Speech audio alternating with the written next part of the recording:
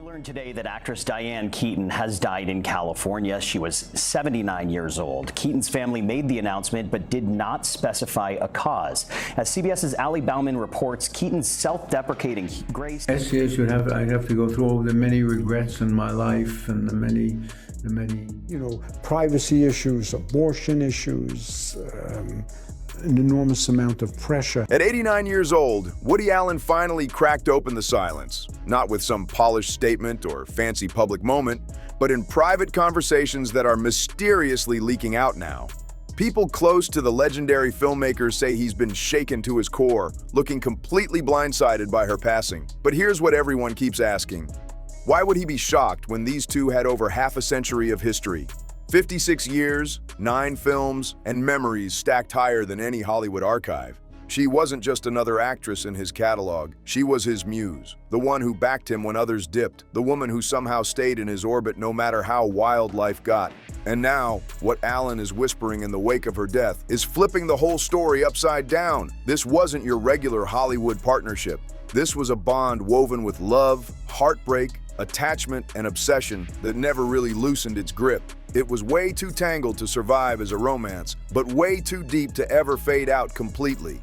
For years, the public only saw them through the soft glow of Annie Hall, the charming lines, the staged smiles, the polished red carpet moments. But the real story behind closed doors was darker, messier, and painfully human.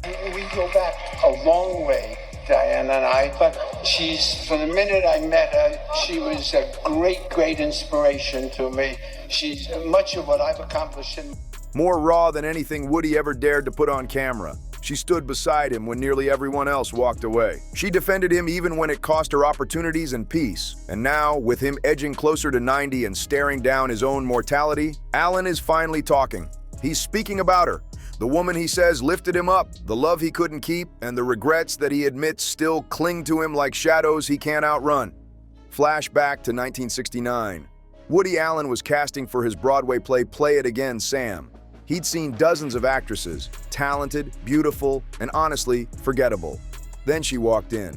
Diane Keaton, 23, freshly dropped into New York from California, dressed like she borrowed pieces from 3 different closets and somehow made it work. She talked in this quirky, unpredictable rhythm that shouldn't have worked for anyone, but on her, it felt real, wild, alive. Allen later described that first meeting with words that now sound almost prophetic. He said she was adorable, funny, totally original, real fresh. But what he didn't admit, what close friends are saying now, is that he was scared, straight up terrified, because Diane was everything he wasn't. She had brightness where he carried heaviness. She had hope where he had cynicism. She moved freely while he stayed trapped in his own anxious thoughts. He cast her instantly, not just because she fit the role, but because he couldn't stand the idea of not seeing her again. Within weeks, they were dating. Within months, she was living in his apartment. Their friends joked the relationship wouldn't last 6 months. How could it? He was the tense Brooklyn intellectual who analyzed everything like it was a puzzle. She was the California dreamer who would just shrug and say, la-di-da, and somehow make it feel like a full philosophy of life. Things shouldn't have worked, but somehow they did, long enough to change both of them forever. He lived in his head, and she lived in the moment. 2 totally different worlds colliding, and somehow creating magic, at least for a while. From 1969 to 1971, those years were the closest thing to pure happiness Woody ever admitted to having. His friends said he felt truly seen with Diane, not as Woody Allen the filmmaker, but as Alan Konigsberg, the shy Brooklyn kid who always felt like he wasn't enough. She had this glow about her. She'd look at him with this soft warmth that made him believe maybe he wasn't as broken as he thought. They'd wander around Central Park for hours, and she'd find joy in the simplest things. Hi. Oh, hi. Hi. Well, bye. Clouds drifting by, a dog running wild, kids laughing on the grass. That kind of easy happiness was new territory for him, a feeling that didn't demand explanations or logic. She tried to show him how to live that way, but his mind just wasn't built for that type of peace. And once they moved in together, those cracks started showing fast. Woody's version of love came with quiet rules, gentle control dressed up as care. He wanted to know where she was, who she talked to, what she felt. He would rewrite her words, sharpen her sentences, almost as if he wanted her to match the women he designed in his scripts. But Diane? She didn't fight back with drama. She pushed back by simply refusing to change. When he corrected her grammar, she'd smile and say the wrong thing again on purpose. When he gave her books to elevate her perspective, she stuck with her favorite photography magazines. When he questioned her bold fashion, she came back the next day wearing something even louder, even bolder. It drove him wild, and somehow made him love her even more. She was the one person he couldn't direct, couldn't mold, couldn't reshape, and that terrified him. Friends from that era remembered their arguments, not loud fights, but sharp debates that cut deeper than yelling ever could. He'd pick apart her opinions, her choices, her entire vibe, and she'd just look at him with those calm eyes and say, "You think too much." That one line alone could send him spinning because deep down, he knew she was right. I mean, you don't have to, No, I know, but I'm all perspired and everything. Well, didn't you take a shower at the club? I mean, no, because I never shower in a public place. Why not?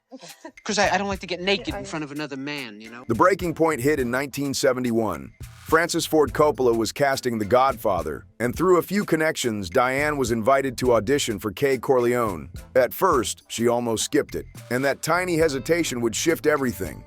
Woody brushed it off like it was nothing. "It's a gangster movie, not your style. You're working with me on Play It Again, Sam." But something inside Diane pushed her to go anyway. Maybe curiosity, maybe instinct, maybe the first real spark of independence. And boom, she landed the part. She hadn't even read the full script before saying yes. Years later, she joked, "I didn't even really read it. I just needed a job." But people who knew her back then saw the truth. It wasn't just about money. She needed air. She needed freedom. She needed something that wasn't built around Woody. So when she told him she'd be flying to California for months and missing his movie, he didn't shout or argue. And that silence said everything. He didn't explode, didn't argue. He just went quiet. That cold, wounded silence that hits harder than yelling ever could. After what felt like forever, he finally muttered, "You're choosing Coppola over me. You're choosing them over us." That line hung in the room like smoke. She tried to explain, tried to show him it wasn't betrayal. It was her future, her career, her life. But to him, none of that mattered. In his mind, she crossed a line he couldn't unsee, so she left. And something between them cracked for good. And while Diane was filming The Godfather, a whole new chapter started. One Woody would never stop thinking about. She fell for Al Pacino. It wasn't messy, and it wasn't some Hollywood scandal brewing on set, but it was real. You could feel it in every scene. That spark on screen, it was coming from something alive off camera. Pacino had this raw, fearless energy, the complete opposite of Woody's anxious, analytical style. Woody overthought everything. Pacino felt everything. After 2 years of being shaped and micromanaged, Pacino was like a bolt of lightning for Diane. They weren't officially together then, but the seed was planted, and Woody could feel it burning straight through him. He watched early footage from the set and saw the way she looked at Pacino. That soft smile, that easy laugh, that comfort she never had with him. Friends say he became obsessed with the entire production, constantly asking mutual friends about the shoot, about Diane, about her co-stars, about anything happening 3,000 miles away. He needed answers he knew he'd never really get. When she finally came back to New York, she was transformed, glowing, certain, walking with a confidence that felt brand new. She'd just worked with Coppola, Pacino, Brando. She'd stepped into a piece of film history. Suddenly, Woody's quiet, intellectual comedies felt tiny next to that kind of world. They still tried to keep things alive. She starred in his next movie, then another, but the energy had shifted. She wasn't his discovery anymore. She wasn't something he could shape or direct. She was her own woman now, a rising star who didn't need him to shine. By 1972, it was over. Ask Woody, and he'll say it was mutual. But people close to Diane whisper that she walked out. What is certain is that she was tired. Tired of being corrected, tired of being picked apart, tired of feeling like someone's personal project instead of a person. She wanted love without being improved. She wanted to be seen as she was, not as a fantasy version he kept trying to rewrite. Woody didn't love the real Diane. He loved the version of her in his head, the one he could polish and sculpt. But the real Diane, unpredictable, artistic, beautifully chaotic, scared him because he couldn't control her. And you'd think that would be the end of the story, right? Break up, move on, clean slate. But Woody Allen doesn't do move on. He rewrites the memories. 5 years later, in 1977, he made Annie Hall, and he didn't just base it on their relationship, he recreated it. Scene by scene, moment by moment, straight from their real history. The awkward conversations, the quiet arguments, the strange jokes, all of it came from them. And that name, Annie Hall. Annie was her real nickname, and Hall was her last name before she changed it to Keaton. He even had her wear her own clothes from their dating days. The baggy suits, the loose ties, the hats, none of it came from wardrobe. He was putting their entire love story on film, exposing every private moment, every wound, every flaw, and making her relive it all in front of the world. Some people called it genius. Others said it was manipulation, dressed up as art. Diane herself called it weird and painful, but she still agreed to do it, because even after everything, the control, the emotional pressure, the endless analyzing, she still believed in his talent as a filmmaker. Maybe a part of her wanted to freeze their story in time, to hold on to something that was already slipping away, even if it hurt to breathe it back to life. Annie Hall blew up into a full cultural earthquake. Best Picture, Best Actress, the whole world watching and believing they finally understood the truth behind their love. But they didn't. Not even close, because Woody had rewritten the ending in real life. The real story was messy, unfinished, full of confusion and heartbreak. But in Annie Hall, he polished it into something poetic, something bittersweet and romantic. He took the pain of her walking out and turned it into something mutual, even noble. He didn't just tell their story. He remixed it into the version he wished they'd lived, and she followed his lead, maybe without even realizing what she was stepping into. Years later, Woody finally cracked to close friends about what Annie Hall truly was. Not a love letter, but an exorcism. He wasn't celebrating their past. He was trying to purge it, trying to shake her out of his system, to make sense of why it all fell apart, to survive losing the one person who made him feel alive in a way nobody else ever did. But the thing about exorcisms, sometimes they fail, sometimes the ghost stays, sometimes the haunting just never ends. Because after Annie Hall, something wild happened. Their romance was dead, done, buried, but their work together, that was just getting started. Between 1978 and 2020, Diane Keaton appeared in 8 more Woody Allen films. Manhattan in 1979, Manhattan Murder Mystery in 1993, and more stretched across 4 decades. 42 years of showing up on the same set, 42 years of him directing her, 42 years of creating art side by side with this invisible emotional wall between them. It shouldn't have worked, but somehow it did. Friends said they had an unspoken deal. She could live her life, date who she wanted, grow, change, evolve. But on screen, she was his, and he needed that connection more than he ever admitted. He needed her in his art, even when he couldn't have her in his arms, and that truth hung over everything. One friend remembered him saying, "Every other actress gets compared to her," and that wasn't exaggeration. That was his reality. Every performance he directed, every line he wrote, every scene he crafted was low-key measured against Diane's spark. He worked with incredible actresses, Mia Farrow, Diane Wiest, Scarlett Johansson, Cate Blanchett, powerhouse talents, but none of them were her. None had that wild, unpredictable rhythm that made his dialogue breathe in a way only she could make happen. She was his creative pulse, the quiet heartbeat of his work, even when the two of them were living separate lives in separate worlds. But that connection came with a price, and the person who paid it deepest was Al Pacino. Diane's long, complicated relationship with Pacino stretched from 1974 all the way to 1990. Fiery, passionate, always flipping between on and off. Yet even at its strongest, there was a shadow hanging over them. And that shadow looked a lot like Woody Allen. Even when Woody wasn't around, the idea of him was. Pacino could feel it. She'd fly off to do another Woody film, talk about Woody's genius, Woody's vision, Woody's storytelling. And Pacino, confident as he was, couldn't compete with a man she'd already lost but never fully let go of. How do you fight a ghost? That's what Woody had become.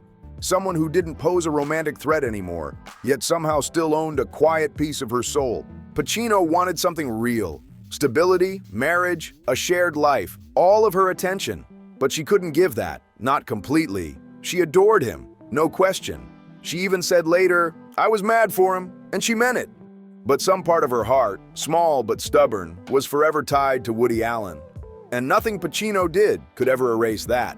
Tied up in memories, shared art, and decades of history she could never fully escape, Diane just couldn't shake the bond between them. Then 2014 hit, and everything flipped overnight. Dylan Farrow's accusations against Woody Allen resurfaced, sending shockwaves through Hollywood like a siren in the night.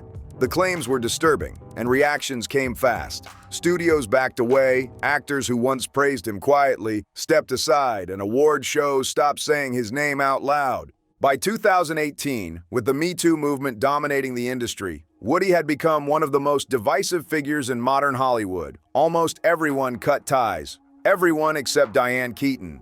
In January 2018, she posted just 13 words that changed her entire life. Woody Allen is my friend, and I continue to believe him. That single tweet lit the fuse instantly. The fallout was brutal. Roles disappeared, friendships collapsed, reputations flipped overnight. Director Judd Apatow called her out publicly. Supporters of Dylan Farrow labeled her an enabler. Articles blasted her loyalty as misguided, out of touch, even dangerous. She went from Hollywood's beloved sweetheart to one of its most heatedly debated figures, and she stood there without flinching for a second. She lost work. Films meant for her went to other actresses. Directors who once adored her talent suddenly backed away, saying they couldn't make it work anymore. Even friends she'd known for decades stopped calling. The price of standing by him was harsh, and she paid it in full, yet she refused to back down. Then 2023 arrived, 5 years deep into the storm, and Diane doubled down in an interview that made everything even louder.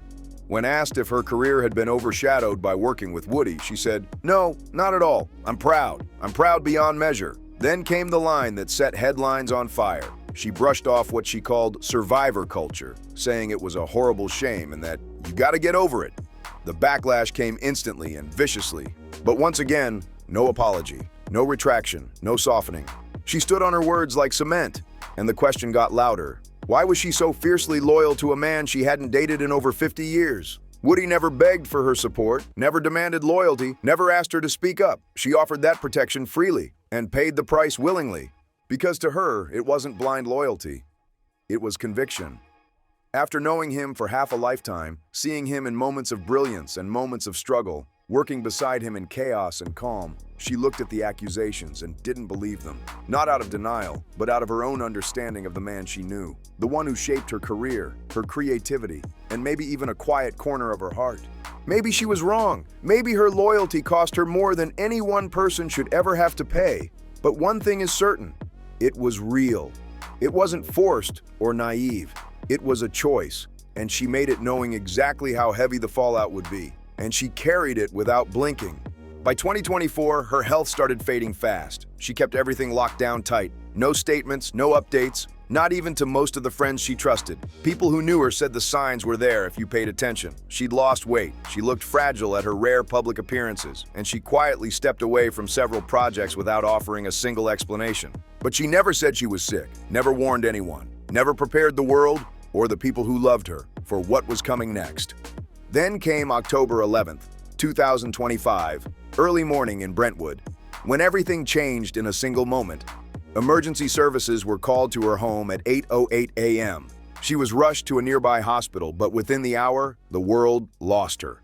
Later that day, the announcement dropped. Diane Keaton, 79, had passed away suddenly. No cause, no explanation, just silence that felt louder than any words. When Woody Allen got the call, sources say he froze in place, couldn't speak, couldn't breathe.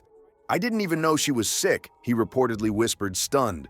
And that question hung heavy. How could he not know? This was someone he'd known for 56 years, someone he'd worked beside in 9 films, someone who defended him when nearly no one else would. Yet he had no idea she was fading away. That realization shattered something inside him. He'd been so wrapped in his own isolation, so tangled in his own battles, that he never noticed she was quietly losing hers. Her funeral was private, small, deeply personal, just family and a few lifelong friends. Woody showed up wearing a mask, shoulders slumped, moving like every one of his 89 years was weighing him down at once. But what broke everyone's heart wasn't the way he looked. It was what he brought with him. A framed photo from 1971, taken on the set of Play It Again, Sam. In the picture, they're laughing together. Real laughter. Not acting, not posing, but the kind that comes from knowing someone's soul. Meryl Streep, who attended, later told a friend that Woody couldn't stop crying. Not quiet tears, but body-shaking sobs that left him unable to stand straight. She said she'd never seen him like that. And honestly, neither had anyone else. Woody Allen, the man famous for turning emotion into logic, the man who hid behind irony and wit for decades, completely fell apart that day. Every wall he'd built around himself just collapsed in front of everyone. Later, it came out that he had written Diane a long letter, raw, emotional, filled with things he'd never said out loud. But he wrote it too late. She never got to read it. She died before he could send it. A few days later, something unexpected happened. Woody started talking. Not publicly, of course. That's not his style. But in quiet corners with old friends, the few people who still stuck by him, he began to open up in ways nobody ever thought possible. He confessed things he'd buried for decades, truths he hadn't even admitted to himself. "I was too controlling, and she was too free," he told one friend. "I tried to reshape her into something more manageable, and she fought back by being even more herself. I loved her, but I loved the control more. That's not love, that's ownership."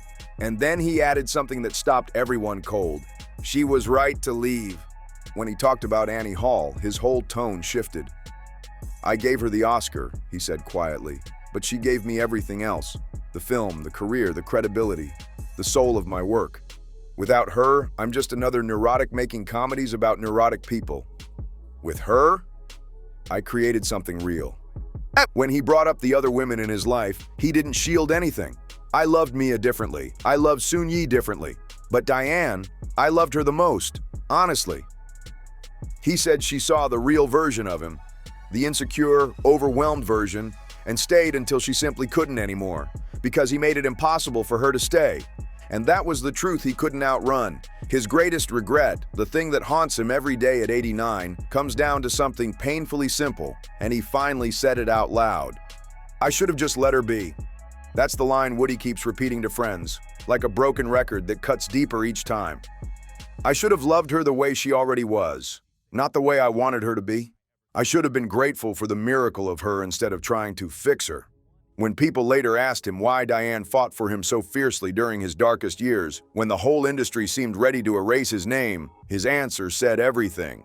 "She believed me when no one else would. She stood by me even when it cost her everything. Her career, her reputation, her relationships. I never asked her to. I never told her to. She did it because that was who she was. Loyal, stubborn, and absolutely certain of what she believed. And the people close to him say that's the truth he lives with now.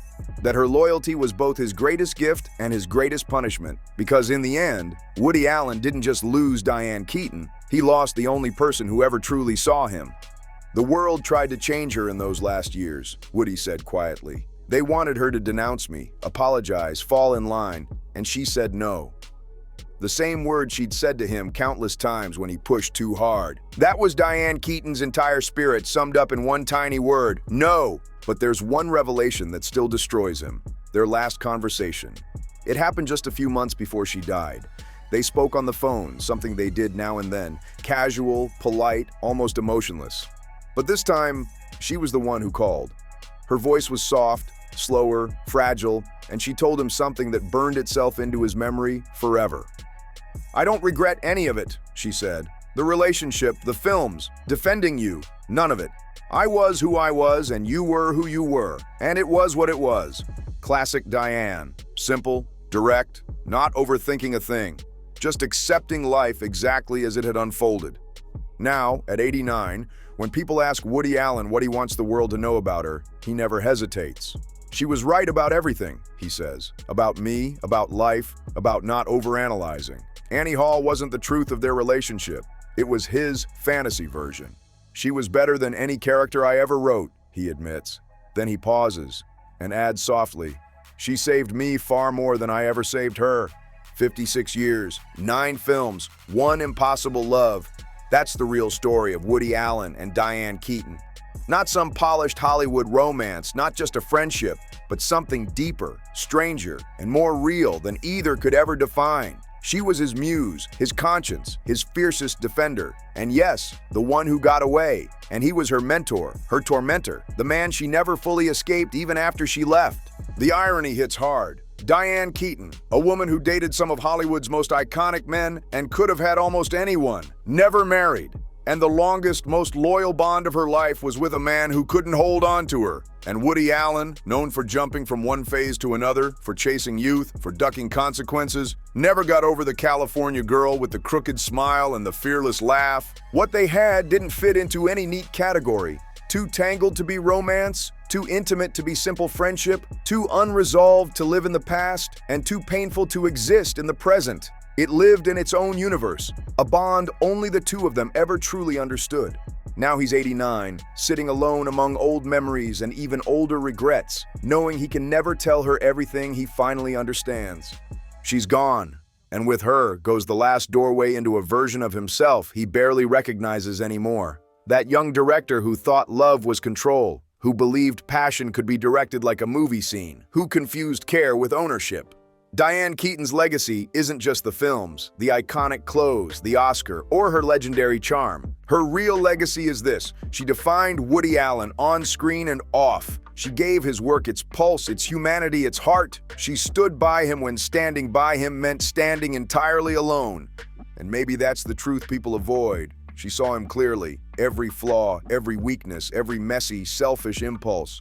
And she didn't walk away. Not when they were lovers, not when the romance ended, not when the world begged her to abandon him. She stayed herself, stubborn, bold, unshaken. And in doing so, she gave him the one thing he spent his entire career trying to fake on film: the miracle of being loved exactly as you are. In all of Hollywood's long and complicated history, there has never been anything quite like Woody and Diane. Their connection wasn't perfect, wasn't peaceful, but it was real. Before we go, if this story hit you even a little, hit that like button, subscribe, drop a comment, and share this video. We've got more untold stories from Hollywood's golden age and beyond. The messy, brilliant, painfully human stories that changed everything. So tell me, was Diane's loyalty admirable or misguided? Tap the comments and let me know, because some loves are too complicated to work but too powerful to disappear. And Woody and Diane proved exactly that. See you in the next one.